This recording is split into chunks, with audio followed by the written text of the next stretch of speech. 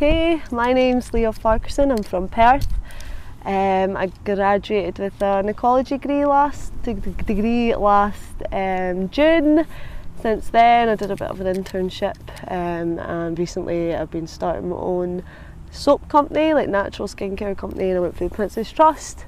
That's kind of what I'm doing just now.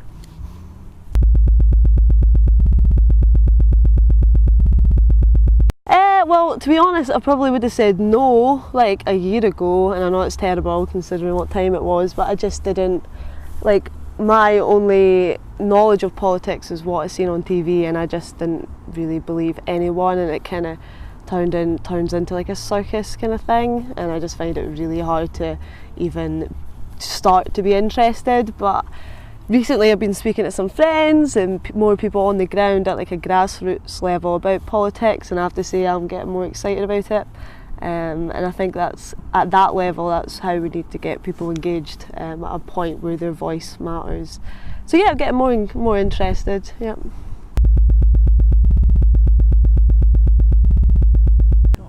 I have to say, in all honesty, no, I didn't. I didn't even vote in the referendum because I wasn't in the country at the time, which I do regret in a way, but what I did was awesome. So in the last general election I did register to vote, but I didn't because I was busy, and I know that's terrible. So it is.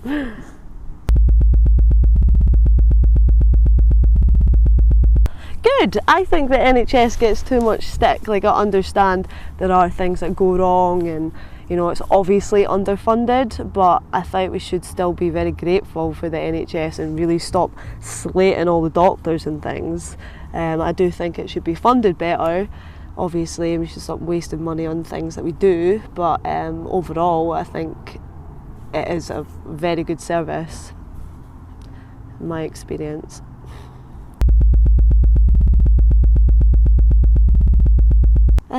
Well, first of all, I'd point out that I don't like the way our country deals with immigration, considering we're supposed to be one of the sort of most developed countries in the world, and considering the standard of life we have, and I think the way we even refer to it and speak about it on the news is an embarrassment to our country, and I hate the term immigrants and stowaways, and you know, I think we do need to understand these people are fleeing from the worst possible conditions, and I hate the way like people are kind of, through media, are kind of taught to think like, oh, they're taking our jobs and our benefits, and I understand that is happening, but at the end of the day there are no jobs really. I can't find a decent job in what I studied, and I had a lot of experience, so it's not, I don't think it's a problem. I do think we need to open our doors to these people. I think they are, you know, in a sort of compassionate way. I don't know how you would think about it in terms of politics,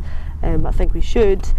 How we deal with them, I don't know. I mean, there is obviously problems with housing and, you know, food and kind of people living decent lives, poverty in the country anyway.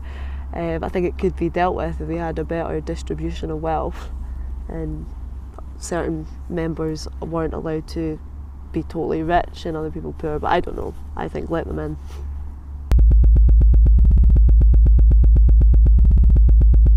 Okay, our greatest threat. It could be anything. I would personally say climate change, considering my sort of educational background, and I think Trident is not even remotely necessary for that threat. Yeah, I would say that's the biggest threat. There's obviously a lot of other threats, like I know all the wars that are going on and food security and things like that, but I don't think Trident's necessary for any of it.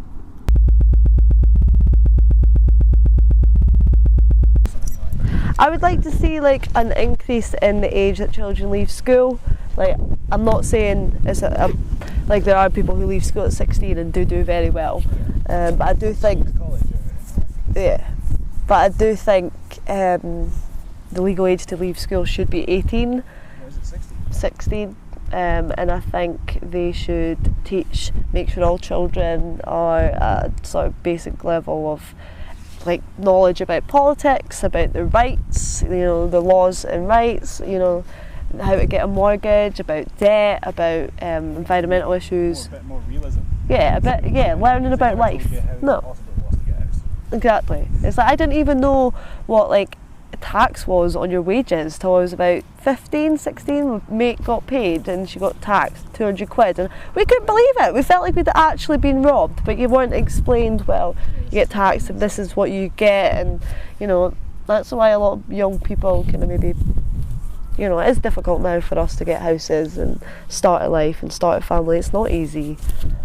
So and then I think at 18, you know, I think we should ensure there's training programs, apprenticeships, and you know, university entrance and funding for education, and whatever route someone wants to take, there is an opportunity. Even if you wanted to work in a shop or whatever, there should be a training scheme that teaches them the skills necessary to be employed and kind of run our country in the future and be part of what we do.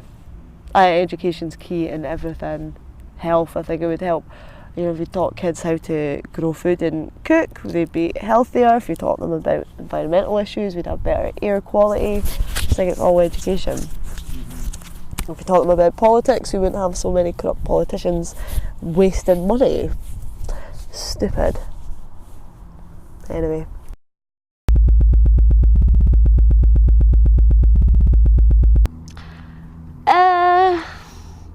I don't know. That's a difficult one. I don't really know what to say. I'm like, yo. I don't know. I'm really not sure about that one, Daz, to be honest. I would just maybe... I really don't know.